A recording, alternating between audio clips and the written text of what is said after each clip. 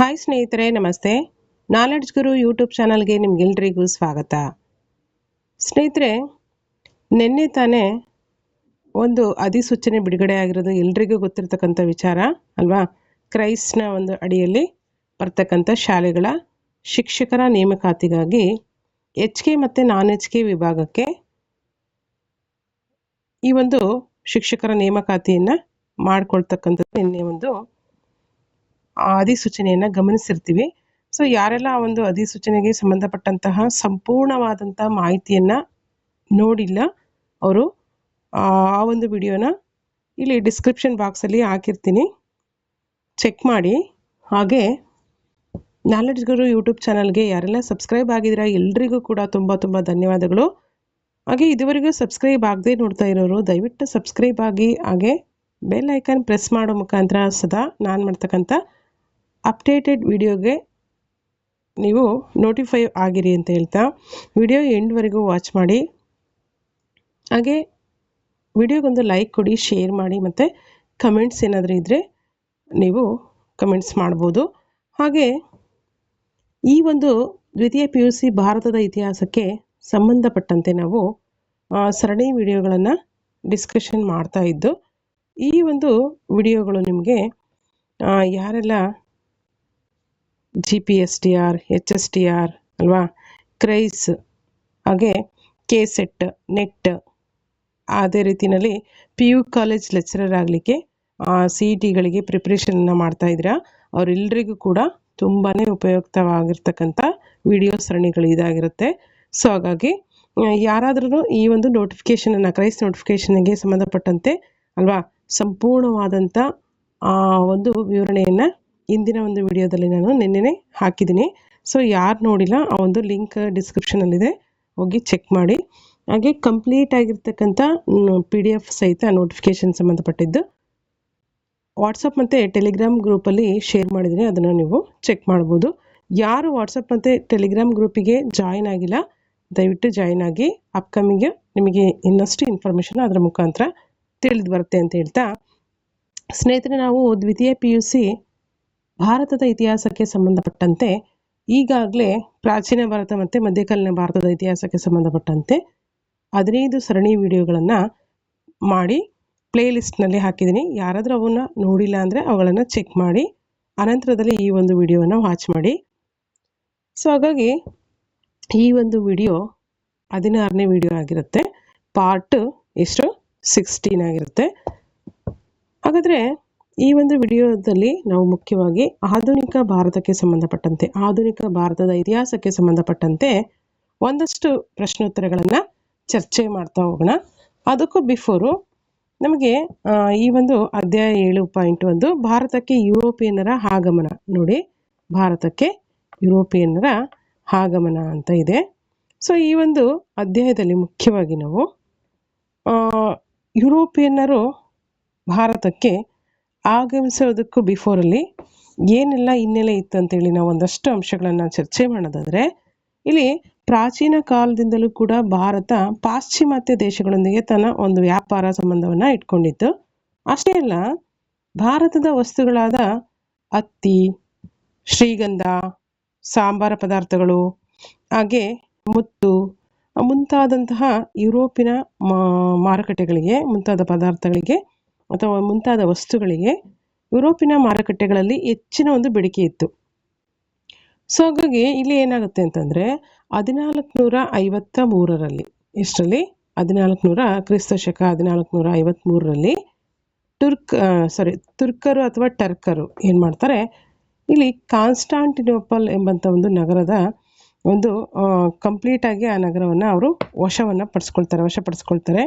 ಇದರ ಎಫೆಕ್ಟ್ನಿಂದ ಏನಾಗುತ್ತೆ ಅಂತಂದರೆ ಯುರೋಪಿಯನ್ಸ್ಗೆ ಭಾರತಕ್ಕೆ ಬರೋದಕ್ಕೆ ದಾರಿ ಇಲ್ಲದೆ ಹೆಂಗಾಗುತ್ತೆ. ಸೊ ಹಾಗಾಗಿ ಭಾರತಕ್ಕೆ ಏನು ಮಾಡ್ತಾರೆ, ಹೊಸ ಜಲಮಾರ್ಗವನ್ನು ಕಂಡುಹಿಡಿಯೋದಕ್ಕೆ ಅವರಿಗೆ ಅನಿವಾರ್ಯವಾಗಿ ಭಾರತಕ್ಕೆ ಹೊಸ ಜಲಮಾರ್ಗವನ್ನು ಕಂಡುಹಿಡಿತಾರೆ. ಅದರಲ್ಲಿ ಆ ಮುಖಾಂತರ ಬಂದಂಥ ಮೊಟ್ಟ ಮೊದಲ ಯುರೋಪಿಯನ್ಸ್ ಯಾರಪ್ಪ ಅಂತಂದರೆ ಪೋರ್ಚುಗೀಸರು, ಅನಂತರ ಇಂಗ್ಲೀಷರು, ಡಚ್ಚರು, ಫ್ರೆಂಚರು, ಹೀಗೆ ಕ್ರಮೇಣವಾಗಿ ಯುರೋಪಿಯನ್ನರು ಭಾರತಕ್ಕೆ ಬಂದರು ಅಂತೇಳಿ ನಾವು ಗಮನಿಸ್ಬೋದು. ಹಾಗಾದರೆ ಒಂದು ವಾಕ್ಯ, ಎರಡು ವಾಕ್ಯ ಮತ್ತು ಲಾಂಗ್ ಆನ್ಸರ್ ಮುಖಾಂತರ ಈ ಒಂದು ಭಾರತಕ್ಕೆ ಯುರೋಪಿಯನ್ನರ ಆಗಮನದ ಅನಂತರದಲ್ಲಿ ಏನೆಲ್ಲ ಆಧುನಿಕ ಭಾರತದ ಇತಿಹಾಸದಲ್ಲಿ ಬದಲಾವಣೆಗಳಿಗೆ ಒಳಪಟ್ಟಿದೆ ಅಂತೇಳಿ ನಾವು ಗಮನಿಸ್ತಾ ಹೋಗೋಣ. ಮೊದಲನೇದಾಗಿ ಒಂದು ವಾಕ್ಯದ ಪ್ರಶ್ನೆಗಳಿಗೆ ಉತ್ತರಗಳನ್ನು ನೋಡೋಣ.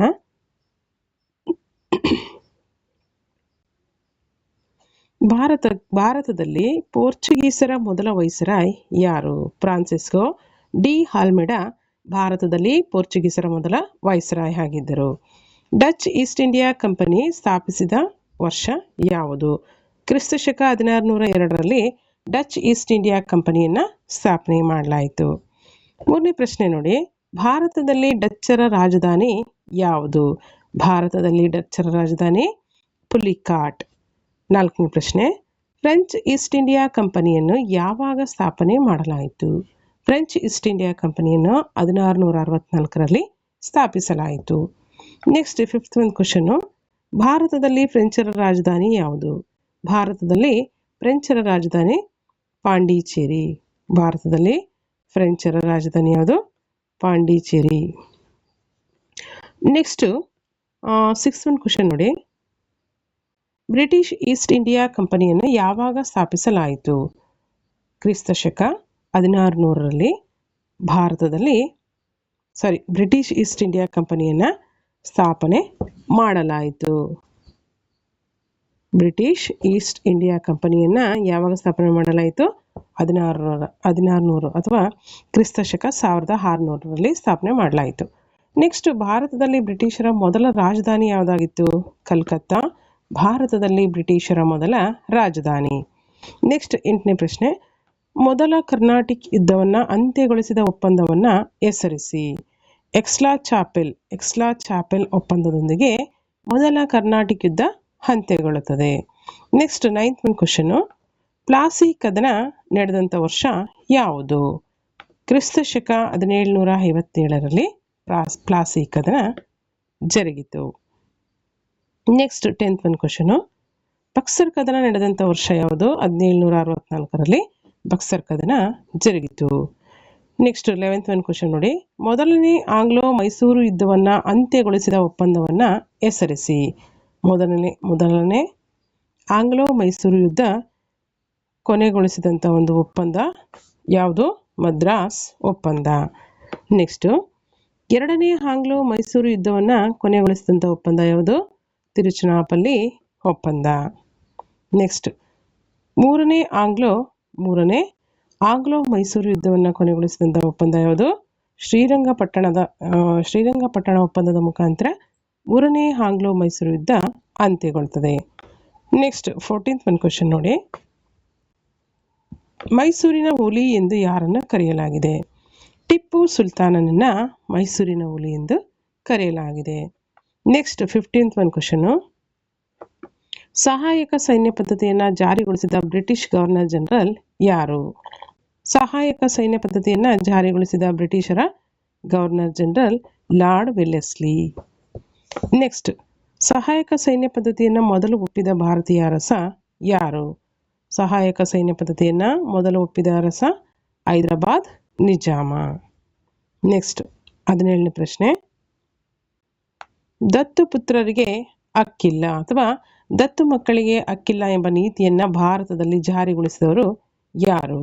ಲಾರ್ಡ್ ಡಾಲೌಸಿ ದತ್ತುಪುತ್ರರಿಗೆ ಹಕ್ಕಿಲ್ಲ ಎಂಬಂಥ ನೀತಿಯನ್ನು ಭಾರತದಲ್ಲಿ ಜಾರಿಗೊಳಿಸಿದನು. ಇವಿಷ್ಟು ಒಂದು ವಾಕ್ಯದ ಪ್ರಶ್ನೆಗಳಿಗೆ ಉತ್ತರಗಳಾಯಿತು. ನೆಕ್ಸ್ಟ್ 2 ಪದ ಅಥವಾ 2 ವಾಕ್ಯಗಳಲ್ಲಿ ಉತ್ತರಿಸ್ತಕ್ಕಂಥ ಪ್ರಶ್ನೋತ್ತರಗಳು. ಒಂದನೇ ಪ್ರಶ್ನೆ ನೋಡಿ, ಬಿಜಾಪುರದ ಆದಿಲ್ ಶಾಹಿ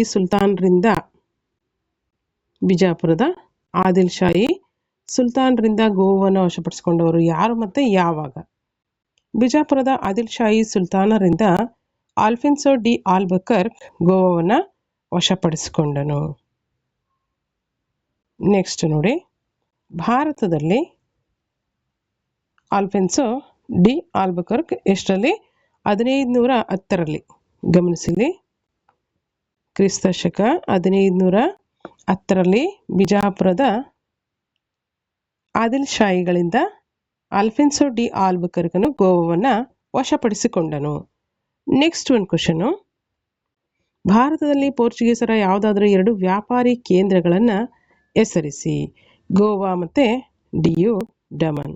ಗೋವಾ, ದಿಯು ದಮನ್ ಇವು ಭಾರತದಲ್ಲಿ ಪೋರ್ಚುಗೀಸರ ಪ್ರಮುಖ ವ್ಯಾಪಾರಿ ಕೇಂದ್ರಗಳು. ನೆಕ್ಸ್ಟ್, ಭಾರತದಲ್ಲಿ ಪೋರ್ಚುಗೀಸರ ಅವನತಿ ಹೊಂದಲಿಕ್ಕೆ 2 ಕಾರಣಗಳನ್ನು ತಿಳಿಸಿ. ಭ್ರಷ್ಟ ಮತ್ತು ಅಸಮರ್ಥ ಅಧಿಕಾರಿಗಳು ಹಾಗೂ ಧಾರ್ಮಿಕ ಮತಾಂಧ ನೀತಿ. ಭ್ರಷ್ಟ ಮತ್ತು ಧಾರ್ಮಿಕ ಅಸಮರ್ಥ ಅಧಿಕಾರಿಗಳು ಹಾಗೆ ಧಾರ್ಮಿಕ ಮತಾಂಧ ನೀತಿ ಭಾರತದಲ್ಲಿ ಪೋರ್ಚುಗೀಸರು ಅವನತಿ ಹೊಂದಲಿಕ್ಕೆ ಪ್ರಮುಖ ಕಾರಣ ಆಗಿದೆ. ನೆಕ್ಸ್ಟ್, 4th ಒಂದು ಕ್ವಶನ್ ನೋಡಿ. ಭಾರತದಲ್ಲಿ ಡಚ್ಚರ 2 ವ್ಯಾಪಾರಿ ಕೇಂದ್ರಗಳು ಯಾವುದಾಗಿತ್ತು? ಮಚಲೀಪಟ್ಟಣ ಮತ್ತು ನಾಗಪಟ್ಟಣ ಭಾರತದಲ್ಲಿ ಡಚ್ಚರ ಪ್ರಮುಖ ವ್ಯಾಪಾರಿ ಕೇಂದ್ರಗಳು. ನೆಕ್ಸ್ಟ್, 5th ಒಂದು ಕ್ವಶನ್. ಭಾರತದಲ್ಲಿ ಫ್ರೆಂಚರ ಯಾವುದಾದ್ರೂ 2 ವ್ಯಾಪಾರಿ ಕೇಂದ್ರಗಳನ್ನು ಹೆಸರಿಸಿ. ಪಾಂಡಿಚೇರಿ ಮತ್ತು ಮಾಹೆ ಭಾರತದಲ್ಲಿ ಫ್ರೆಂಚರ ಪ್ರಮುಖ ವ್ಯಾಪಾರಿ ಕೇಂದ್ರಗಳಾಗಿದೆ. ನೆಕ್ಸ್ಟ್, 6th ಒಂದು ಕ್ವಶನ್. ಪ್ಲಾಸಿ ಕದನ ಯಾರ್ಯಾರ ನಡುವೆ ನಡೆಯಿತು? ಪ್ಲಾಸಿ ಕದನ ಬ್ರಿಟಿಷರು ಮತ್ತು ಬಂಗಾಳದ ನವಾಬ ಸಿರಾಜ್ ಉದ್ ದೌಲಾನ ಮಧ್ಯದಲ್ಲಿ ನಡೆಯಿತು.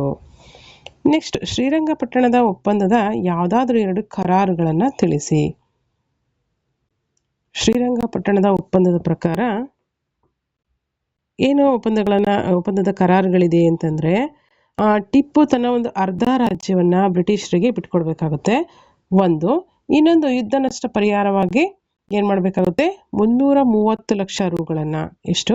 330 ಲಕ್ಷ ರೂಗಳನ್ನು ಆತ ಬ್ರಿಟಿಷರಿಗೆ ನೀಡಬೇಕಾಗುತ್ತೆ. ಇವಿಷ್ಟು ಈ ಒಂದು ಶ್ರೀರಂಗಪಟ್ಟಣ ಒಪ್ಪಂದದ ಪ್ರಮುಖ ಕರಾರುಗಳು. ನೆಕ್ಸ್ಟ್ ಒಂದು ನೋಡಿ, 8th ಒಂದು ಕ್ವಶನು.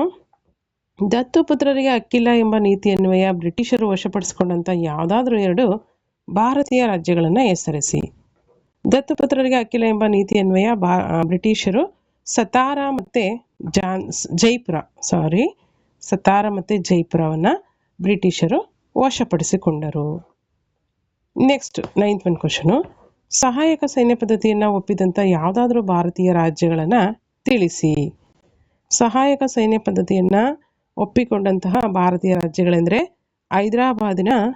ಹೈದರಾಬಾದಿನ ನಿಜಾಮ ಮತ್ತು ಮೈಸೂರು ಒಡೆಯರು ಸಹಾಯಕ ಸೈನ್ಯ ಪದ್ಧತಿಯನ್ನು ಒಪ್ಪಿಕೊಂಡಂತಹ ಭಾರತೀಯ ರಾಜ್ಯಗಳಾಗಿದೆ. ಇದಿಷ್ಟು 1 ವಾಕ್ಯ ಮತ್ತು 2 ವಾಕ್ಯದ ಪ್ರಶ್ನೋತ್ತರಗಳಾಯಿತು. ನೆಕ್ಸ್ಟ್ ಒಂದು ನೋಡೋಣ, ಲಾಂಗ್ ಆನ್ಸರ್ಸು. ಲಾಂಗ್ ಆನ್ಸರ್ಸಲ್ಲಿ ನಾವು ಮುಖ್ಯವಾಗಿ ಕರ್ನಾಟಿಕ್ ಯುದ್ಧಗಳನ್ನು ಕುರಿತಾಗಿ ಗಮನಿಸಬೇಕಾಗುತ್ತೆ.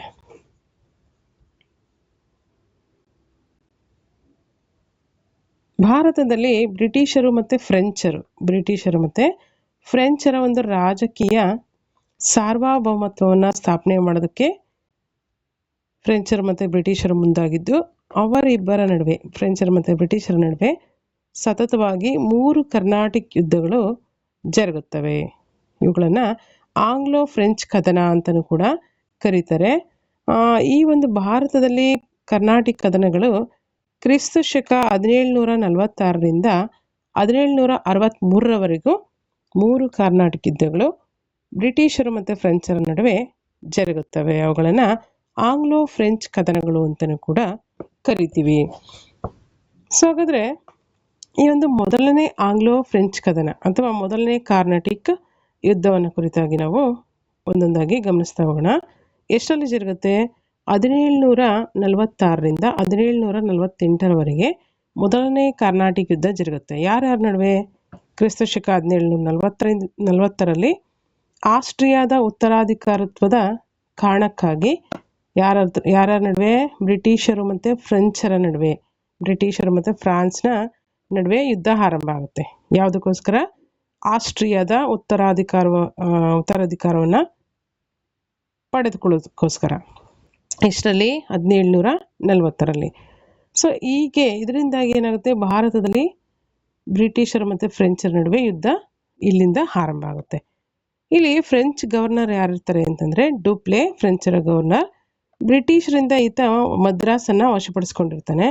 ಬ್ರಿಟಿಷರು ಆರ್ಕಾಟ್ ಪ್ರಾಂತ್ಯದ ನವಾಬನಾದಂತಹ ಅನ್ವರುದ್ದೀನನ ಸಹಾಯದಿಂದ, ಯಾರು? ಆರ್ಕಾಟ್ನ ನವಾಬನಾದಂಥ ಅನ್ವರುದ್ದೀನನ ಸಹಾಯದಿಂದ ಫ್ರೆಂಚರ ವಿರುದ್ಧ ಏನು ಮಾಡ್ತಾರೆ? ಯುದ್ಧವನ್ನು ಆರಂಭ ಮಾಡ್ತಾರೆ. ಆದರೆ ಅಡಿಯಾರ್ ಕದನದಲ್ಲಿ ಫ್ರೆಂಚರು ಅನ್ವರುದ್ದೀನನ ಒಕ್ಕೂಟದ ಸೈನ್ಯವನ್ನ ಏನ್ ಮಾಡ್ತಾರೆ, ಸಂಪೂರ್ಣವಾಗಿ ಸೋಲಿಸ್ತಾರೆ. ಯಾರು? ಮೊದಲನೇ ಕಾರ್ನಾಟಿಕ್ ಯುದ್ಧದಲ್ಲಿ ಅಳಿಯಾರ್ ಕದನದಲ್ಲಿ ಫ್ರೆಂಚರು ಆರ್ಕಾಟ್ನ ನವಾಬನಾದಂತಹ ಅನ್ವರುದ್ದೀನನ ಒಕ್ಕೂಟದ ಒಂದು ಸೈನ್ಯವನ್ನ ಸಂಪೂರ್ಣವಾಗಿ ಸೋಲಿಸ್ತಾರೆ. ನೆಕ್ಸ್ಟ್ ಇಲ್ಲಿ ಈ ಒಂದು ಯುದ್ಧ ಕಂಪ್ಲೀಟ್ ಆಗಿ ಒಂದು ಒಪ್ಪಂದದೊಂದಿಗೆ ಕೊನೆಯಾಗುತ್ತೆ. ಯಾವುದು ಆ ಒಪ್ಪಂದ ಅಂದರೆ ಎಕ್ಸ್ಲಾ ಚಾಪಲ್ ಒಪ್ಪಂದ. ಎಕ್ಸ್ಲಾ ಚಾಪಲ್ ಒಪ್ಪಂದದೊಂದಿಗೆ ಈ ಒಂದು ಮೊದಲನೇ ಕಾರ್ನಾಟಿಕ್ ಯುದ್ಧ ಕೊನೆಗೊಳ್ತದೆ. ಈ ಒಂದು ಒಪ್ಪಂದದ ಕರಾರುಗಳು ಏನಿತ್ತು ಅಂತಂದ್ರೆ, ಮೊದಲನೇ ಕಾರ್ನಾಟಿಕ್ ಯುದ್ಧ ಮುಕ್ತಾಯ ಆಗುತ್ತೆ ಈ ಒಂದು ಎಕ್ಸ್ಲಾ ಚಾಪಲ್ ಒಪ್ಪಂದದ ಮುಖಾಂತರ. ಹಾಗಾದ್ರೆ ಈ ಒಂದು ಒಪ್ಪಂದದ ಅನ್ವಯ ಮದ್ರಾಸನ್ನ ಬ್ರಿಟಿಷರಿಗೆ ಫ್ರೆಂಚರು ಏನ್ ಮಾಡಬೇಕು, ಹಿಂತಿರುಗಿಸ್ಬೇಕು.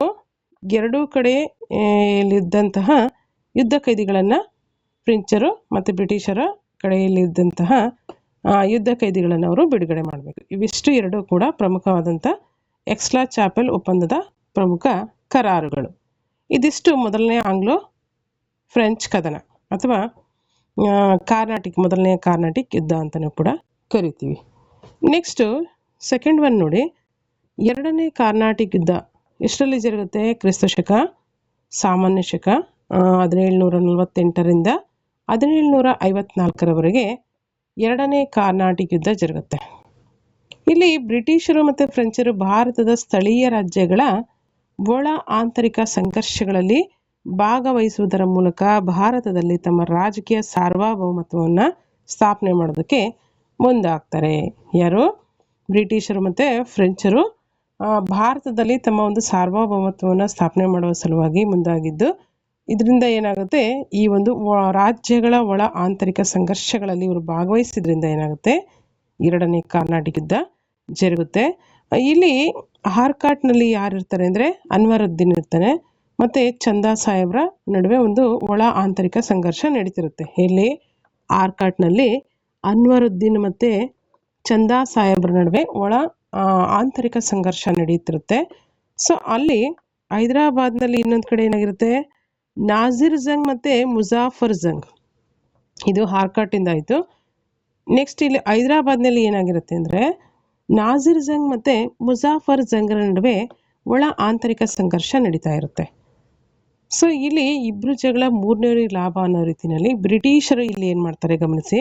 ಬ್ರಿಟಿಷರು ಆರ್ಕಾಟ್ನ ಅನ್ವರುದ್ದೀನ್ ಮತ್ತು ಹೈದರಾಬಾದ್ನ ನಾಜಿರ್ ಜಂಗನಿಗೆ, ಆರ್ಕಾಟಿನ ಅನ್ವರುದ್ದೀನ ಮತ್ತು ಹೈದರಾಬಾದಿನ ನಾಜಿರ್ ಜಂಗನಿಗೆ ಸಹಾಯ ಮಾಡೋದಕ್ಕೆ ಒಪ್ಕೊಂಡು, ಫ್ರೆಂಚರು ಆರ್ಕಾಟ್ನ ಚಂದಾ ಸಾಹೇಬನಿಗೆ, ರಿಮೈನಿಂಗ್ ಉಳಿದಿರ್ತಕ್ಕಂಥವ್ರು ಯಾರು, ಆರ್ಕಾಟ್ನ ಚಂದಾ ಸಾಹೇಬನಿಗೆ ಮತ್ತು ಹೈದರಾಬಾದ್ನ ಮುಜಾಫರ್ ಜಂಗನಿಗೆ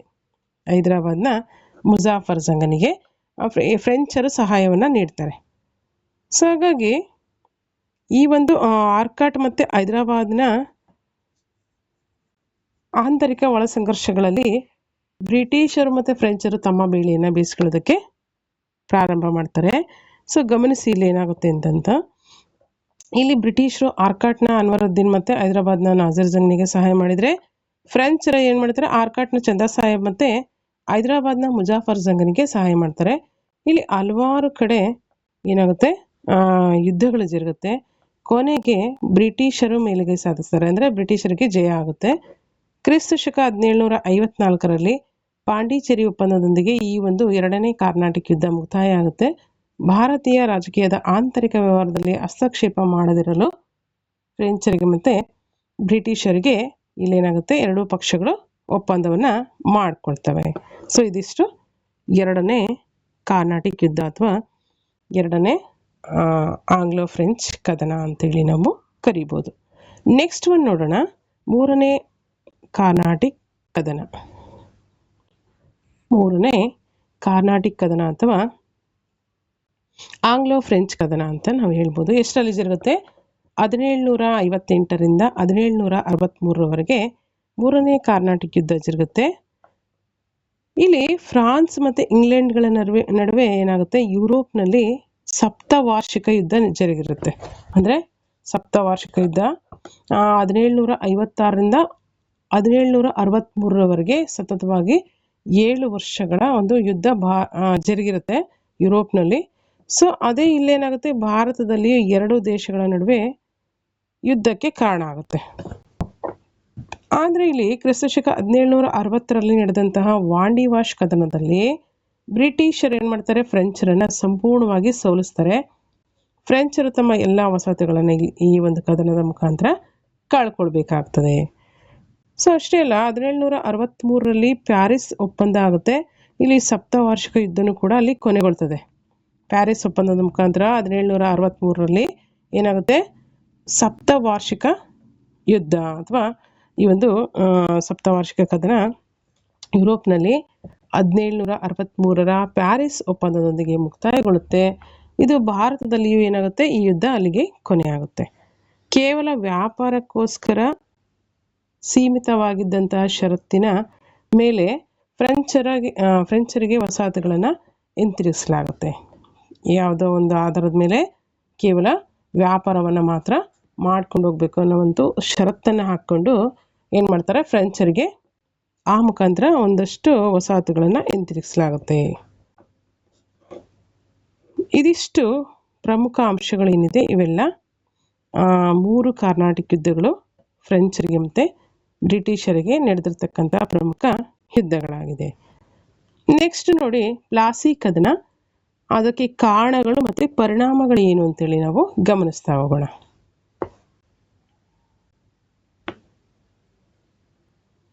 ಪ್ಲಾಸಿ ಕದನದ ಕಾರಣಗಳು ಮತ್ತು ಪರಿಣಾಮಗಳು.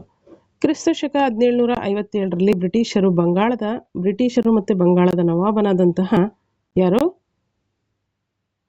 ಸಿರಾಜ್ ಉದ್ ದೌಲನ ನಡುವೆ ಏನಾಗುತ್ತೆ, ಪ್ಲಾಸಿ ಕದನ ನಡೆಯುತ್ತೆ.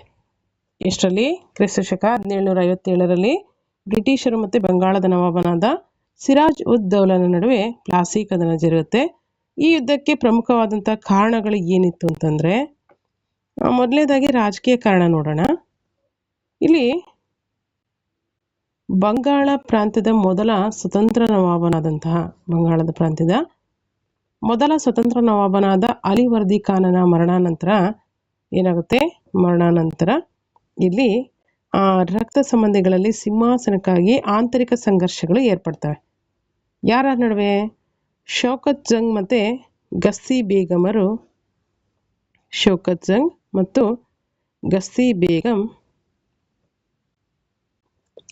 ಬೇಗಂ ಮೊದಲಾದವರು ಏನು ಮಾಡ್ತಾರೆ, ಸಿರಾಜ್ ಉದ್ ದೌಲನ ಬಂಗಾಳದ ನವಾಬನನ್ನಾಗಿ ಒಪ್ಕೊಳ್ಳೋದಕ್ಕೆ ಸಿದ್ಧರಿರೋದಿಲ್ಲ. ಸೊ ಇವರೆಲ್ಲರ ಏನು ಮಾಡ್ತಾರೆ, ನವಾಬನ ವಿರುದ್ಧ ಬ್ರಿಟಿಷರಿಗೆ ಬೆಂಬಲವನ್ನು ನೀಡ್ತಾರೆ. ಇದೊಂದು ರಾಜಕೀಯ ಕಾರಣ. ಯಾವುದಕ್ಕೆ? ಪ್ಲಾಸಿ ಕದನ ನಡೀಲಿಕ್ಕೆ ಇದೊಂದು ರಾಜಕೀಯ ಕಾರಣ. ನೆಕ್ಸ್ಟ್ ಎರಡನೇ ಒಂದು ಕಾರಣ ಏನಪ್ಪ ಅಂತಂದರೆ, ದಸ್ತಕಗಳ ದುರುಪಯೋಗ. ಇಲ್ಲಿ ಮೊಘಲ್ ಸಾಮ್ರಾಟ ಬ್ರಿಟಿಷರಿಗೆ ಏನು ಮಾಡ್ತಾನೆ, ಬಂಗಾಳದಲ್ಲಿ ತೆರಿಗೆ ರಹಿತವಾಗಿ ನೀವು ವ್ಯಾಪಾರ ಮಾಡ್ಕೊಂಡು ಹೋಗ್ರಿ ಅಂತ ಒಂದಷ್ಟು ದಸ್ತಕಗಳನ್ನು ನೀಡಿರ್ತಾನೆ. ಅಂತಂದರೆ ದಸ್ತಕಗಳು ಅಂತಂದರೆ ಸುಂಕರಹಿತ ಒಂದು ವ್ಯಾಪಾರವನ್ನು ಮಾಡಲಿಕ್ಕೆ ಒಂದು ಪರ್ಮಿಷನ್ನು ಅಲ್ವಾ. ಸೊ ಅವುಗಳಿಗೆ ಏನಾಗುತ್ತೆ, ಅವುಗಳನ್ನು ಯಾವ ರೀತಿ ಮಿಸ್ಯೂಸ್ ಮಾಡ್ಕೊತಾರೆ ಅಂತಂದರೆ, ಬ್ರಿಟಿಷರಿಗೆ ವ್ಯಾಪಾರದಲ್ಲಿ ಸುಂಕ ವಿನಾಯಿತಿಯನ್ನು ಇವುಗಳು ಒದಗಿಸ್ತಾ ಇರ್ತವೆ. ಅವುಗಳನ್ನು ಬ್ರಿಟಿಷರು ವ್ಯಾಪಾರಸ್ಥರು ಏನು ಮಾಡ್ತಾರೆ, ತಮ್ಮ ಖಾಸಗಿ ವ್ಯಾಪಾರಕ್ಕಾಗಿ ದುರುಪಯೋಗ ಮಾಡ್ಕೊಳ್ತಾರೆ ಮತ್ತು ಲಾಭಕ್ಕಾಗಿ ಸ್ಥಳೀಯ ವ್ಯಾಪಾರಿಗಳಿಗೆ ಮಾರಿಕೊಳ್ತಾರೆ. ಸೊ ಇದರಿಂದ ಏನಾಗುತ್ತೆ, ರಾಜ್ಯಾದಾಯಕ್ಕೆ ಇನ್ನಷ್ಟು ನಷ್ಟವಾಗ್ತಿರುತ್ತೆ. ಈ ಒಂದು ದಸ್ತಕಗಳ ದುರುಪಯೋಗವು ಕೂಡ ಪ್ಲಾಸಿ ಕದನ ನಡೆಯೋದಕ್ಕೆ ಪ್ರಮುಖವಾದಂಥ ಒಂದು ಕಾರಣ ಆಗ್ತದೆ. ನೆಕ್ಸ್ಟ್ ನೋಡಿ, ಫ್ರೆಂಚರಿಗೆ ಆಶ್ರಯ ನೀಡಿದ್ದು ಯಾರು? ಭಾರತದಲ್ಲಿ ಫ್ರೆಂಚರು ಮತ್ತು ಬ್ರಿಟಿಷರ ಮೂಲತಃ ಶತ್ರುಗಳಾಗಿರ್ತಾರೆ. ಸೊ ಹಾಗಾಗಿ ಬಂಗಾಳದ ನವಾಬನಾದಂಥ ಸಿರಾಜ್ ಉದ್ ದೌಲಾ ಈ ಒಂದು ಬ್ರಿಟಿಷರ ವಿರುದ್ಧ ಫ್ರೆಂಚರಿಗೆ ತನ್ನ ಆಸ್ಥಾನದಲ್ಲಿ ಆಶ್ರಯವನ್ನು ನೀಡ್ತಾನೆ. ಅಷ್ಟೇ ಅಲ್ಲ, ಅವರಿಗೆ ವ್ಯಾಪಾರ ರಿಯಾಯಿತಿಗಳನ್ನು ಕೂಡ ಕೊಡ್ತಾನೆ. ಇದು ಈ ಒಂದು ಯುದ್ಧಕ್ಕೆ ಪ್ರಮುಖವಾದಂಥ ಒಂದು ಕಾರಣ ಆಗುತ್ತದೆ. ನೆಕ್ಸ್ಟ್, ಕಲ್ಕತ್ತಾ ಕೋಟೆಯ ಆಕ್ರಮಣ. ಬ್ರಿಟಿಷರು ಬಂಗಾಳದ ನವಾಬನಾದಂತಹ ಸಿರಾಜ್ ಉದ್ ದೌಲನ ಅನುಮತಿಯನ್ನು ಪಡೆಯದೆ ಕಲ್ಕತ್ತಾದಲ್ಲಿ ಏನು ಮಾಡ್ತಾರೆ, ಒಂದು ವ್ಯಾಪಾರಿ ಕೋಟೆಯನ್ನು ನಿರ್ಮಾಣ ಮಾಡ್ಕೊಳ್ತಾರೆ. ಇಲ್ಲಿ ಸಿರಾಜ್ ಉದ್ ದೌಲನು ಏನು ಮಾಡ್ತಾನೆ, ಈ ಒಂದು ಕೋಟೆಯನ್ನು ಕೆಡವೋದಕ್ಕೆ ಆದೇಶವನ್ನು ನೀಡ್ತಾನೆ. ಹಾಗೆ ಮಾಡಲು ಬ್ರಿಟಿಷರು ನಿರಾಕರಿಸಿದ ಕಾರಣ ಅಂದರೆ, ಈ ಒಂದು ಕೋಟೆಯನ್ನು ಕೆಡವಲು ನಿರಾಕರಿಸಿದ್ದಕ್ಕೋಸ್ಕರ ಏನಾಗುತ್ತೆ, ನವಾಬನು ಕಲ್ಕತ್ತಾದ ಕೋಟೆಗೆ ಮುತ್ತಿಗೆ ಹಾಕಿ ಅದನ್ನು ವಶಪಡಿಸ್ಕೊಳ್ತಾನೆ. ಇದು ಅವರಲ್ಲಿ ಏನಾಗುತ್ತೆ, ಅವರ ನಡುವೆ ಯುದ್ಧಕ್ಕೆ ಕಾರಣ ಆಗುತ್ತೆ. ಯಾವ ಯುದ್ಧಕ್ಕೆ? ಈ ಒಂದು ಪ್ಲಾಸಿ ಕದನಕ್ಕೆ ಪ್ರಮುಖವಾಗಿ ಕಲ್ಕತ್ತಾ ಕೋಟೆಯ ವಶನೂ ಕೂಡ ಪ್ರಮುಖ ಕಾರಣ ಆಗುತ್ತೆ. ನೆಕ್ಸ್ಟ್ ನೋಡಿ, ಕಪ್ಪು ಕೋಣೆಯ ದುರಂತ. ಕಪ್ಪು ಕೋಣೆಯ ದುರಂತ, ಈ ಒಂದು ಕಪ್ಪು ಕೋಣೆ ದುರಂತದ ಪ್ರಮುಖ ಅಂಶಗಳು ಏನಿತ್ತು ಅಂತಂದರೆ ನೋಡಿ, ಬಂಗಾಳದ ನವಾಬನಾಗಿರ್ತಕ್ಕಂತಹ ಸಿರಾಜುದ್ದೌಲಾ ಕಾಸಿಂ ಬಜಾರ್ ಮೇಲೆ ದಾಳಿ ಮಾಡ್ತಾನೆ.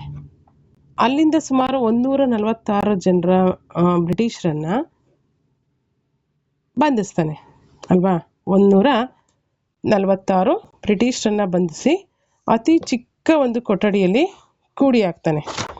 ಸೊ ಒಂದು ಚಿಕ್ಕ ಕೊಠಡಿಯಲ್ಲಿ ಕೂಡಿ ಹಾಕಿ ಅದರಲ್ಲಿ ಉಳಿದಿರ್ತಕ್ಕಂಥವ್ರು ಉಸಿರುಗಟ್ಟಿ ಮರಣ ಹೊಂದಿ ಅದರಲ್ಲಿ ರಿಮೇನಿಂಗ್ ಎಷ್ಟು ಉಳಿದಿರ್ತಾರೆ ಅಂತಂದರೆ ಕೇವಲ 123 ಜನ ಉಳಿದಿರ್ತಾರೆ. ಇಷ್ಟರಲ್ಲಿ 146 ಜನರಲ್ಲಿ 123 ಜನ ಮಾತ್ರ ಉಸಿರುಗಟ್ಟಿ ಸತ್ತು ಮರಣ ಹೊಂದಿ 23 ಜನ ಕೊನೆಯಲ್ಲಿ ಕೇವಲ 23 ಜನ ಮಾತ್ರ ಬದುಕುಳಿದಿರ್ತಾರೆ.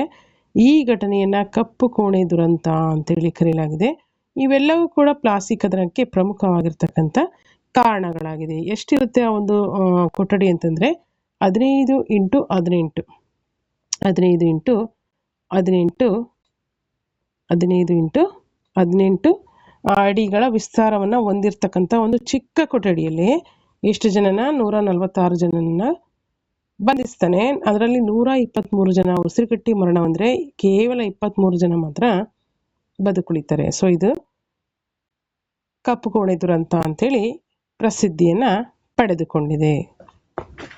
ನೆಕ್ಸ್ಟ್, ಇದಿಷ್ಟು ಕಾರಣಗಳು ಪ್ಲಾಸಿ ಕದನ ನಡೀಲಿಕ್ಕೆ ಕಾರಣಕರ್ತವಾಗಿರ್ತಕ್ಕಂಥ ಪ್ರಮುಖ ಅಂಶಗಳಾಯಿತು. ನೆಕ್ಸ್ಟ್ ನೋಡೋಣ, ಪ್ಲಾಸಿ ಕದನದಿಂದ ಆದಂಥ ಪರಿಣಾಮಗಳೇನು ಅಲ್ವಾ. ಇಲ್ಲಿ ಬ್ರಿಟಿಷರು ಸಿರಾಜುದ್ದೌಲನನ್ನು ಸೋಲಿಸಿ ಕೊಂದು ಹಾಕ್ತಾರೆ. ನೆಕ್ಸ್ಟ್ ಸೆಕೆಂಡ್ ಪಾಯಿಂಟು, ಮೀರ್ ಕಾಸಿಂನನ್ನು ಬಂಗಾಳದ ನವಾಬನನ್ನಾಗಿ ನೇಮಕ ಮಾಡ್ತಾರೆ. ನೆಕ್ಸ್ಟ್ ಥರ್ಡ್ ಪಾಯಿಂಟ್ ನೋಡಿ, ಹೊಸ ನವಾಬನಾದಂಥ ಮೀರ್ ಕಾಸಿಮನು ಬ್ರಿಟಿಷರಿಗೆ 24 ಪರಗಣಗಳನ್ನು ನೀಡ್ತಾನೆ. ಹಾಗೆ ಈ ಒಂದು ಕದನ ಭಾರತದಲ್ಲಿ ಬ್ರಿಟಿಷರ ಸಾಮ್ರಾಜ್ಯಕ್ಕೆ ಭದ್ರವಾದ ಬುನಾದಿಯನ್ನು ಹಾಕಿಕೊಡ್ತದೆ ಅಂತೇಳಿ ನಾವು ಗಮನಿಸ್ಬೋದು. ಇದಿಷ್ಟು ಅಂಶಗಳು ಪ್ರಮುಖವಾಗಿ ಪ್ಲಾಸಿ ಕದನ ನಡೀಲಿಕ್ಕೆ ಕಾರಣ ಮತ್ತು ಪರಿಣಾಮಗಳು ಅಂತೇಳಿ ನಾವು ಗಮನಿಸಬಹುದಾಗಿದೆ. ನೆಕ್ಸ್ಟ್ ನೋಡಿ, ಸಹಾಯಕ ಸೈನ್ಯ ಪದ್ಧತಿ. ಸಹಾಯಕ ಸೈನ್ಯ ಪದ್ಧತಿ, ಈ ಒಂದು ಸಹಾಯಕ ಸೈನ್ಯ ಪದ್ಧತಿಯನ್ನು ಕುರಿತು ಬರೀರಿ ಅಂತೇಳಿ ನಿಮಗೆ 3 or 4 ಮಾರ್ಕ್ಸಿಗೆ GPSTಗಾದರೂ ಕೇಳ್ಬೋದು. ಅಥವಾ ಇವಾಗೇನು ಕ್ರೈಸ್ ನೇಮಕಾತಿ ಆರಂಭ ಆಗಿದೆ ಅದರಲ್ಲೂ ಕೂಡ ಭಾರತದ ಇತಿಹಾಸಕ್ಕೆ ಸಂಬಂಧಪಟ್ಟಂತೆಯೂ ಕೂಡ ಕ್ವಶನ್ ರೈಸ್ ಆಗುವಂಥ ಸಾಧ್ಯತೆಗಳಿರುತ್ತೆ. ಸೊ ಹಾಗಾಗಿ ಇವುಗಳನ್ನು ಗಮನಿಸ್ತಾ ಹೋಗಿ. ಇಲ್ಲಿ ಸಹಾಯಕ ಸೈನ್ಯ ಪದ್ಧತಿ ಮತ್ತು ದತ್ತು ಮಕ್ಕಳಿಗೆ ಅಕ್ಕಿಲೆ ಎಂಬ ನೀತಿಯನ್ನು ಕುರಿತಾಗಿ ನಾವು ಡಿಸ್ಕಷನ್ ಮಾಡೋಣ. ಬ್ರಿಟಿಷರು ಪ್ಲಾಸಿ ಮತ್ತು ಬಕ್ಸರ್ ಕದನಗಳ ಮುಖಾಂತರ ಭಾರತದಲ್ಲಿ ಏನು ಮಾಡ್ತಾರೆ, ತಮ್ಮ ಒಂದು ಸಾಮ್ರಾಜ್ಯಕ್ಕೆ ಭದ್ರವಾದ ಬುನಾದಿಯನ್ನು ಹಾಕ್ತಾರೆ. ಆ ಮುಖಾಂತರ ಏನಾಗುತ್ತೆ, ಭಾರತದಾದ್ಯಂತ ವಿಸ್ತರಿಸಿರುವ ಒಂದು ವಿಸ್ತಾರ ಮಾಡತಕ್ಕಂಥ ಒಂದು ಉದ್ದೇಶದಿಂದ ಅವರು ಹಲವಾರು ಹೊಸ ಪದ್ಧತಿಗಳನ್ನು ಜಾರಿಗೊಳಿಸ್ತಾರೆ. ಅಷ್ಟೇ ಅಲ್ಲ, ಅತಿ ಮುಖ್ಯವಾದವುಗಳು ಯಾವುವು ಅಂದರೆ ಸಹಾಯಕ ಸೈನ್ಯ ಪದ್ಧತಿ ಮತ್ತು ದತ್ತು ಮಕ್ಕಳಿಗೆ ಅಕ್ಕಿಲೆ ಎಂಬ ನೀತಿಗಳು ಪ್ರಮುಖವಾಗಿ ಭಾರತದಲ್ಲಿ ಬ್ರಿಟಿಷ್ ಸಾಮ್ರಾಜ್ಯದ ಭದ್ರ ಬುನಾದಿಯನ್ನು ಹಾಕ್ಕೊಳ್ಳೋದಕ್ಕೆ ತುಂಬ ಅನುಕೂಲಕರವಾದಂಥ ಪದ್ಧತಿಗಳಾಗಿತ್ತು ಅವರಿಗೆ. ಸೊ ಹಾಗಾಗಿ ಇವುಗಳನ್ನು ನೀವು ಒಂದೊಂದಾಗಿ ನೀಟಾಗಿ ಗಮನಿಸ್ತಾ ಹೋಗಿ. ಈ ಎಲ್ಲ ಅಂಶಗಳು ತುಂಬಾ ಇಂಪಾರ್ಟೆಂಟ್ ಆಗಿರುತ್ತೆ ಅಲ್ವಾ. ಹಾಗಾದರೆ ಸಹಾಯಕ ಸೈನ್ಯ ಪದ್ಧತಿ ಅಲ್ವಾ, ಹಂಗಂದ್ರೆ ಏನು ಅಂತೇಳಿ ನಾವು ಗಮನಿಸ್ತಾ ಹೋಗೋಣ. ಇಲ್ಲಿ ನೋಡಿ, ಬ್ರಿಟಿಷರ ಒಂದು ಕುಟಿಲ ನೀತಿಗಳು ಎಷ್ಟೆಲ್ಲ ಇರುತ್ತದೆ ಅನ್ನೋದಕ್ಕೆ ಈ ಎಲ್ಲ ನೀತಿಗಳೇ ಕಾರಣ. ಅಂದರೆ ಈ ಸಹಾಯಕ ಸೈನ್ಯ ಪದ್ಧತಿ ಅಂದರೆ ಏನಪ್ಪ ಅಂತಂದರೆ, ಈ ಒಂದು ಪದ್ಧತಿಯನ್ನು ಬ್ರಿಟಿಷ್ ಗವರ್ನರ್ ಜನರಲ್ ಆದಂಥ ಲಾರ್ಡ್ ವೆಲ್ಲೆಸ್ಲಿ 1798ರಲ್ಲಿ ಜಾರಿಗೊಳಿಸ್ತಾನೆ. ಭಾರತದಲ್ಲಿ ಬ್ರಿಟಿಷ್ ಸಾಮ್ರಾಜ್ಯದ ವಿಸ್ತರಣೆ ಇದರ ಒಂದು ಮುಖ್ಯ ಉದ್ದೇಶ ಆಗಿರುತ್ತೆ. ಯಾವುದೇ ಸ್ಥಳೀಯ ರಾಜನು ಸೈನ್ಯವನ್ನು ಬಲಹೀನನಾಗಿದ್ದಾಗ ಸೈನ್ಯದಲ್ಲಿ ಈ ಒಪ್ಪಂದಕ್ಕೆ ಸಹಿಯನ್ನು ಹಾಕ್ಕೊಳ್ಬೇಕಾಗತ್ತೆ. ಅಷ್ಟೇ ಅಲ್ಲ, ಬ್ರಿಟಿಷರಿಂದ ಕೆಲವೊಂದಿಷ್ಟು ಷರತ್ತುಗಳಿಗೂ ಕೂಡ ಒಳಪಟ್ಟು ಸೈನ್ಯದ ಸಹಾಯವನ್ನು ಆತ ಪಡಿಬೋದಾಗಿರುತ್ತೆ. ಇದನ್ನ ಸಹಾಯಕ ಸೈನ್ಯ ಪದ್ಧತಿ ಅಂತೇಳಿ ಕರೀತಾರೆ. ಈ ಒಪ್ಪಂದಕ್ಕೆ ಸಹಿ ಮಾಡಿದ ಮೊದಲ ಸ್ಥಳೀಯ ರಾಜ ಯಾರಪ್ಪ ಅಂತಂದ್ರೆ ಹೈದರಾಬಾದಿನ ನಿಜಾಮ. ಹೈದರಾಬಾದಿನ ನಿಜಾಮ ಸಹಾಯಕ ಸೈನ್ಯ ಪದ್ಧತಿಗೆ ಮೊಟ್ಟ ಮೊದಲನೇಯಾಗಿ ಸಹಿಯನ್ನ ಮಾಡಿದಂಥ ಸ್ಥಳೀಯ ರಾಜ ಆಗಿದ್ದಾನೆ. ಹಾಗೆ ಈ ಒಂದು ರಾಜ್ಯ ಮತ್ತು ಈ ಒಂದು ಪದ್ಧತಿಯನ್ನು ಒಪ್ಪಿ ಮಾಡಿದಂತಹ ಇನ್ನಿತರೆ ರಾಜ್ಯಗಳು ಯಾವ್ಯಾವುದು?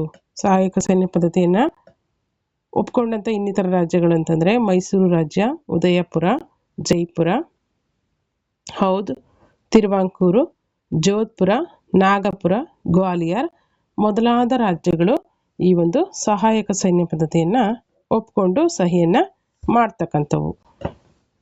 ಮಾಡಿರ್ತಕ್ಕಂಥ ರಾಜ್ಯಗಳಾಗಿದೆ. ಹಾಗಾದರೆ ಸಹಾಯಕ ಸೈನ್ಯ ಪದ್ಧತಿಯ ಪ್ರಮುಖ ಒಪ್ಪಂದಗಳು ಅಥವಾ ಕರಾರುಗಳು ಏನಿತ್ತು? ಈ ಒಂದು ನೀತಿಯ ಪ್ರಕಾರ ಸಹಾಯಕ ಸೈನ್ಯ ಪದ್ಧತಿ ಒಪ್ಪಂದಕ್ಕೆ ಒಳಪಡುವಂತಹ ರಾಜನು ತನ್ನ ರಾಜ್ಯದಲ್ಲಿ ಬ್ರಿಟಿಷರ ಸೈನ್ಯವನ್ನು ಇಟ್ಕೊಳ್ಬೇಕಾಗಿತ್ತು. ಒಂದು.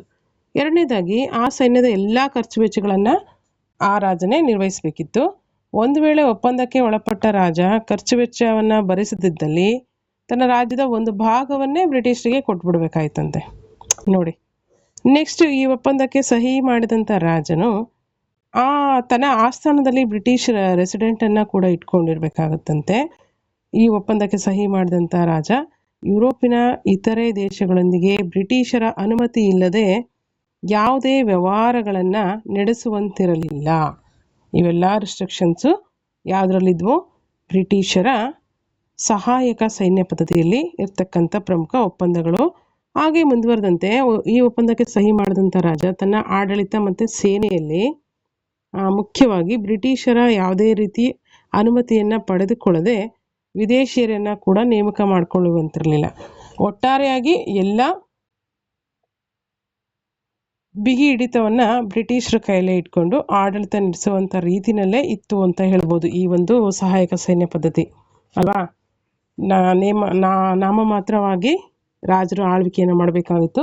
ಎಲ್ಲ ಕಂಟ್ರೋಲು ಬ್ರಿಟಿಷರ ಕೈಲೇ ಇದ್ದ ರೀತಿಯಲ್ಲಿ ಈ ಒಂದು ನೀತಿಯನ್ನು ಇವರು ರೂಪಿಸ್ಕೊಂಡಿರ್ತಾರೆ. ಸೊ ಇದಿಷ್ಟು ಈ ಒಪ್ಪಂದಕ್ಕೆ ಸಹಿ ಮಾಡಿದಂಥ ರಾಜ್ಯದ ರಕ್ಷಣೆ ಬ್ರಿಟಿಷರ ಜವಾಬ್ದಾರಿಯಾಗಿತ್ತು. ಏಕೆಂದರೆ ಎಲ್ಲ ಅವ್ರ ಕೈಲೇ ಇರುತ್ತೆ, ಎಲ್ಲ ಅವರೇ ನಿರ್ವಹಿಸ್ತಿರುವಾಗ ರಕ್ಷಣೆಯನ್ನು ಕೂಡ ಅವರು ನಿರ್ವಹಿಸಲೇಬೇಕಾಗಿರುತ್ತೆ. ಹಾಗಾಗಿ ಇದು ಒಂದು ಅಂಶನೂ ಕೂಡ ಈ ಒಂದು ಸಹಾಯಕ ಸೈನ್ಯ ಪದ್ಧತಿಗೆ ಒಳಪಟ್ಟಿರ್ತಕ್ಕಂಥ ರಾಜರುಗಳ ಒಂದು ಒಪ್ಪಂದದ ಕರಾರುಗಳು. ನೆಕ್ಸ್ಟ್ ಇನ್ನೊಂದು ಇದೇ ರೀತಿಯ ಇನ್ನೊಂದು ನೀತಿ ಏನಾಗಿತ್ತು ಬ್ರಿಟಿಷರದು ಅಂತಂದ್ರೆ, ದತ್ತು ಮಕ್ಕಳಿಗೆ ಹಕ್ಕಿಲ್ಲ ಎಂಬಂತ ಒಂದು ನೀತಿ. ಈ ಒಂದು ದತ್ತು ಮಕ್ಕಳಿಗೆ ಹಕ್ಕಿಲ್ಲ ಎಂಬಂತ ಒಂದು ನೀತಿನ ಭಾರತದಲ್ಲಿ ಬ್ರಿಟಿಷ್ ಸಾಮ್ರಾಜ್ಯವನ್ನ ಇನ್ನೊಂದಷ್ಟು ವಿಸ್ತಾರ ಮಾಡುವಂತಹ ಒಂದು ಉದ್ದೇಶದಿಂದ ಬ್ರಿಟಿಷ್ ಗವರ್ನರ್ ಜನರಲ್ ಆಗಿರ್ತಕ್ಕಂತಹ ಯಾರು ಗವರ್ನರ್ ಜನರಲ್ ಲಾರ್ಡ್ ಡಾಲೌಸಿ ಭಾರತದಲ್ಲಿ 1848ರಲ್ಲಿ ದತ್ತು ಮಕ್ಕಳಿಗೆ ಹಕ್ಕಿಲ್ಲ ಎಂಬ ಪದ್ಧತಿಯನ್ನು ಜಾರಿಗೊಳಿಸ್ತಾನೆ. ಈ ಒಂದು ನೀತಿಯ ಪ್ರಕಾರ ಬ್ರಿಟಿಷರ ಅಧೀನಕ್ಕೆ ಒಳಪಟ್ಟಂತಹ ಸ್ಥಳೀಯ ರಾಜ್ಯದ ರಾಜ ಸ್ವಾಭಾವಿಕ ವಾರಸುದಾರರಿಲ್ಲದೆ ಸತ್ರೆ ಆ ರಾಜ್ಯವು ಬ್ರಿಟಿಷರ ಆಧಿಪತ್ಯಕ್ಕೆ ಸಂಪೂರ್ಣವಾಗಿ ಸೇರ್ಪಡೆ ಆಗ್ತಿತ್ತು. ಈ ನೀತಿಯನ್ನ ಜಾರಿಗೆ ತಂದು ಬ್ರಿಟಿಷರು ಹಲವಾರು ರಾಜ್ಯಗಳನ್ನ ಈ ರೀತಿ ವಶಪಡಿಸ್ಕೊಳ್ತಾ ಹೋಗ್ತಾರೆ. ಇದೊಂದು ನೆಪ ಇಟ್ಕೊಂಡು ಯಾವುದಾದ್ರೂ ಅರಸ ಮಕ್ಕಳಿಲ್ದೇನೆ ಮರಣ ಹೊಂದಿದ ಅಂದರೆ ಆ ಎಲ್ಲ ರಾಜ್ಯವನ್ನು ಇವರೇ ಕಬಳಿಸ್ಕೊಳ್ಳುವಂಥದ್ದು. ಈ ರೀತಿ ಹಲವಾರು ರಾಜ್ಯಗಳನ್ನು ಬ್ರಿಟಿಷರು ತಮ್ಮ ಒಂದು ವಶಕ್ಕೆ ಪಡೆದುಕೊಳ್ತಾರೆ. ಹಾಗೆ ವಶಪಡಿಸಿಕೊಂಡಂತಹ ಇನ್ನಿತರ ರಾಜ್ಯಗಳು ಯಾವ್ಯಾವಿತ್ತು ಅಂದರೆ ಸತಾರ, ಜೈಪುರ, ಸಂಬಲ್ಪುರ, ಉದಯಪುರ, ಝಾನ್ಸಿ, ನಾಗಪುರ ಮತ್ತು ಭರತ್ಪುರಗಳನ್ನು ಇವರು ಈ ಒಂದು ನೀತಿ ಅನ್ವಯ ತಮ್ಮ ವಶಕ್ಕೆ ಪಡೆದುಕೊಂಡರು. ಇದಿಷ್ಟು ದತ್ತು ಮಕ್ಕಳಿಗೆ ಹಕ್ಕಿಲ್ಲವೆಂಬಂತಹ ಒಂದು ನೀತಿ ಹಾಗೆ ಸಹಾಯಕ ಸೈನ್ಯ ಪದ್ಧತಿ. ಈ ಎಲ್ಲ ನೀತಿಗಳ ಮುಖಾಂತರ ಭಾರತೀಯರನ್ನ ಬಲವಂತವಾಗಿ ಇವರ ನೀತಿಗಳಿಗೆ ಇವರ ಒಂದು ಸಂಪೂರ್ಣವಾಗಿ ಕಂಟ್ರೋಲನ್ನು ಇಟ್ಕೊಳ್ಳೋ ಮುಖಾಂತರ ಭಾರತೀಯರನ್ನ ಯಾವ ರೀತಿ ಶೋಷಣೆ ಮಾಡ್ತಾ ತಮ್ಮ ಒಂದು ಸಾಮ್ರಾಜ್ಯವನ್ನು ವಿಸ್ತಾರವನ್ನು ಮಾಡ್ಕೊಳ್ತಾರೆ ಅಂತಕ್ಕಂಥದ್ದನ್ನು ನಾವು ಇನ್ನು ನೆಕ್ಸ್ಟ್ ಬರ್ತಕ್ಕಂಥ ಅಂಶಗಳಿಂದ ತಿಳ್ಕೊಳ್ಬೇಕಾಗುತ್ತೆ. ಹಾಗಾಗಿ ನೆಕ್ಸ್ಟ್ ನಾವು ಕ್ಲಾಸಲ್ಲಿ ಬ್ರಿಟಿಷರೊಂದಿಗೆ ಟಿಪ್ಪುವಿನ ಒಂದು ಹೋರಾಟ ಯಾವ ರೀತಿ ಇತ್ತು ಅಂತೇಳಿ ನೆಕ್ಸ್ಟ್ ಒಂದು ವಿಡಿಯೋದಲ್ಲಿ ಗಮನಿಸ್ತಾ ಹೋಗೋಣ. ಸೊ ವಿಡಿಯೋ ತುಂಬ ಲೆಂತಿ ಆಗುತ್ತೆ. ಸೊ ಹಾಗಾಗಿ ನಾನು ಏನು ಮಾಡ್ತೀನಿ, ನೆಕ್ಸ್ಟ್ ಒಂದು ವಿಡಿಯೋದಲ್ಲಿ ಬ್ರಿಟಿಷರೊಂದಿಗೆ ಟಿಪ್ಪುವಿನ ಹೋರಾಟವನ್ನು ಕುರಿತಾಗಿ ಚರ್ಚೆಯನ್ನು ಮಾಡ್ತೀನಿ ಅಂತ ಹೇಳ್ತಾ, ಸ್ನೇಹಿತರೆ ಯಾರೆಲ್ಲ GPSTR HSTR ಅಲ್ವಾ, ಕ್ರೈಸ್ ನೇಮಕಾತಿಗಾಗಿ ಇನ್ನಿತರೆ ಶಿಕ್ಷಕರ ನೇಮಕಾತಿ ಅಥವಾ PU ಕಾಲೇಜ್ ಉಪನ್ಯಾಸಕರ ನೇಮಕಾತಿ, PC PSI ಈ ರೀತಿ ಬೇರೆ ಬೇರೆ CET ಎಕ್ಸಾಮ್ಗಳಿಗೆ ಪ್ರಿಪ್ರೇಷನ್ ಮಾಡ್ತಿದ್ದೀರಾ ಅವರೆಲ್ಲರಿಗೂ ಕೂಡ ಈ ಒಂದು ಭಾರತದ ಇತಿಹಾಸಕ್ಕೆ ಸಂಬಂಧಪಟ್ಟಂಥ ಪ್ರಶ್ನೋತ್ತರಗಳ ಒಂದು ಚರ್ಚೆ ಸರಣಿ ತುಂಬಾ ಯೂಸ್ಫುಲ್ ಆಗುತ್ತೆ. ಸೊ ಹಾಗಾಗಿ ಇವುಗಳನ್ನು ನೀಟಾಗಿ ನೀವು ವಿಡಿಯೋ ಕ್ಲಾಸ್ಗಳನ್ನು ಒನ್ ಬೈ ಒನ್ ನೋಡ್ತಾ ಹೋಗಿ. ಹಾಗೆ ಯಾರೆಲ್ಲ ಈ ಒಂದು ಲಾಸ್ಟ್ ವಿಡಿಯೋಗಳನ್ನು ಚರ್ಚೆ ಮಾಡಿಲ್ಲ, ಪ್ಲೇಲಿಸ್ಟಲ್ಲಿದೆ, ಅವುಗಳನ್ನು ನೀವು ವಾಚ್ ಮಾಡ್ಬೋದು. ಎಲ್ಲ ವಿಡಿಯೋಗಳು ಒಂದೇ ಕಡೆ ನಿಮಗೆ ಸಿಗ್ತಾ ಹೋಗುತ್ತೆ. ಒನ್ ಬೈ ಒನ್ ನೀವೇನು ಮಾಡಿರಿ, ಒಂದ್ಸಲ ಟೆಕ್ಸ್ಟ್ ಬುಕ್ಕನ್ನು ರೀಡ್ ಮಾಡಿಕೊಂಡು ಇನ್ನೊಂದ್ಸಲ ರಿವಿಷನ್ ಥರ ಆಗುತ್ತೆ. ಹಾಗಾಗಿ ಅವುಗಳನ್ನು ನಿಮಗೆ ಟೈಮ್ ಇಲ್ಲದೆ ಇದ್ದರೆ 1.5 ಅಥವಾ 2x ಸ್ಪೀಡಲ್ಲಿ ಇಟ್ಕೊಂಡು ಒಂದ್ಸಲ 2 ಸಲ ನೀವೇನು ಮಾಡಿರಿ ಈ ಒಂದು ವಿಡಿಯೋಗಳನ್ನು ವಾಚ್ ಮಾಡಿ ಅಂತ ಹೇಳ್ತಾ, ಹಾಗೆ ಎಲ್ಲರೂ ಚೆನ್ನಾಗಿ ಓದಿ ಸ್ಟಡಿ ಚೆನ್ನಾಗಿ ಮಾಡಿ. ಏಕೆಂದರೆ ನೋಟಿಫಿಕೇಷನ್ ಆಗಲ್ಲ, ಹಾಗೆ ಹೀಗೆ ಯಾವಾಗುತ್ತೆ ಏನು ಅಂತಕ್ಕಂಥ ನೂರಾರು ಪ್ರಶ್ನೆಗಳಿಗೆ ಉತ್ತರವಾಗಿ ನಿನ್ನೆ ಬಂದಿರತಕ್ಕಂಥ ಅಲ್ವಾ VA ನೋಟಿಫಿಕೇಷನ್ ಆಗಿರ್ಬೋದು, ಹಾಗೆ KSRP ಆಗಿರ್ಬೋದು, HK ಮತ್ತು ನಾನ್ HK ಭಾಗಕ್ಕೆ ಕ್ರೈಸ್ ನೇಮಕಾತಿ ಆಗಿರ್ಬೋದು ಅಲ್ವಾ, ಹೀಗೆ ಇನ್ನಿತರ ಎಲ್ಲ ನೇಮಕಾತಿಗಳು ಒಂದೊಂದಾಗಿ ಆಗ್ತಾ ಹೋಗುತ್ತೆ. ಯಾವುಗಳನ್ನು ಓದಬೇಕು ಯಾವುಗಳನ್ನು ಬಿಡಬೇಕು ಅಂತಕ್ಕಂಥದ್ದು ಕನ್ಫ್ಯೂಷನ್ ಶುರು ಆಗುತ್ತೆ. ಸೊ ಹಾಗಾಗಿ ಏನು ಮಾಡಿರಿ, ಎಲ್ಲ ಸ್ಟಡಿ ಕಡೆ ಹೆಚ್ಚಿನ ಒಂದು ಗಮನ ಕೊಡ್ರಿ. ಎಲ್ರಿಗೂ all the very best, study well ಅಂತ ಹೇಳ್ತಾ ಈ ಒಂದು ವಿಡಿಯೋವನ್ನು ಇಲ್ಲಿಗೆ ಎಂಡ್ ಮಾಡ್ತಾ ಇದ್ದೀನಿ. ಇಲ್ಲಿಯವರೆಗೂ ಈ ಒಂದು ವಿಡಿಯೋವನ್ನು ವಾಚ್ ಮಾಡಿರ್ತಕ್ಕಂಥ ಎಲ್ರಿಗೂ ಕೂಡ ತುಂಬ ತುಂಬ ಥ್ಯಾಂಕ್ಸ್ ಅಂತ ಹೇಳ್ತಾ, ಎಲ್ಲರೂ ಈ ಒಂದು ಚಾನಲನ್ನು ಸಬ್ಸ್ಕ್ರೈಬ್ ಆಗಿ ಬೆಲ್ಲೈಕನ್ ಪ್ರೆಸ್ ಮಾಡಿ, ಲೈಕ್ ಮಾಡಿ, ಶೇರ್ ಮಾಡಿ. ಹಾಗೆ ಏನಾದರೂ ಅನಿಸಿಕೆ ಅಭಿಪ್ರಾಯಗಳನ್ನ ತಿಳಿಸೋದಿದ್ರೆ ಕಮೆಂಟ್ಸ್ ಮಾಡಿ ಅಂತ ಹೇಳ್ತಾ ಈ ಒಂದು ವಿಡಿಯೋನ ಎಂಡ್ ಮಾಡ್ತಾ ಇದ್ದೀನಿ. All the very best to all. Thank you one and all. Jai Hind, Jai Karnataka ಮಾತೆ.